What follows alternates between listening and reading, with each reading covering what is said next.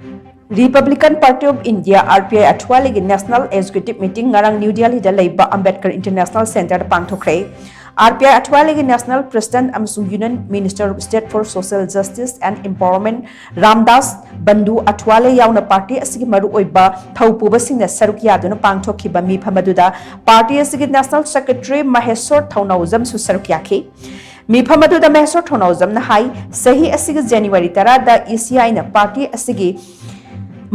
asigi Manipur gi regional party amu oina sakhang khibaga iroina na Manipur da party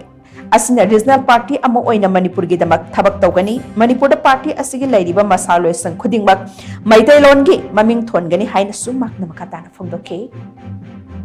जो आज national educative meeting Republican party of India Athawale के जो national educative meeting में आज जो उपस्थित डाइस पे जो बैठे हैं जो ऑल डिग्निटरीज 10 जनवरी 2025 को इलेक्शन कमीशन ऑफ इंडिया ने ऑफिशियली घोषणा कर दिया कि हमारा Republican party of India Manipur में रिकॉग्नाइज हो गया है। तो हम लोगों ने क्या किया कि मणिपुरी भाषा में हम लोगों ने महिला मंडल को चेंज करके हम लोगों ने इमा विंग का नाम दिया